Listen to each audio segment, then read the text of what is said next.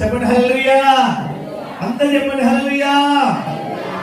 కుటుంబంలో తల్లిదండ్రులు మొదలుపెట్టి వారి యొక్క ఆ భార్యను హత్తుకోవాలి. నేను నా ఇంటి వారిని యెహోవాను సేవిస్తాను. కుటుంబంలో క్రమం ఉండాలి. కుటుంబంలో భర్త భార్యను ప్రేమించాలి. భార్య సొంత పురుషుడికి మాత్రమే లోబడి ఉండాలి. అంతేకాదు కుటుంబంలో క్రమం ఉన్నది. ఆ పిల్లల పెంపకము సరిగా ఉండాలి. వారికి సరి అయిన బోధనలు నేర్పించాలి. బోధనలు నేర్పించేవారు బోధనలు పాటించాలి. ఆమేన్. వద్దా? అవసరం లేదా? హల్లెలూయా. నువ్వు తిండి మీ తల్లిదండ్రులకు నువ్వు తిండి పెట్టకపోతే నీకెవరు తిండి పెట్టవు. ఇది రాసి పెట్టుకోండి బైబిల్లో. ఆమేన్. నేను మా నాన్నకు స్వయంగా నేనే షేవింగ్ చేసేది. నేను ఎప్పుడు పోయినా మా నాన్నకు షేవింగ్ నేనే చేసేది. మా నాన్నకు కటింగ్ నేనే చేసేవాడిని.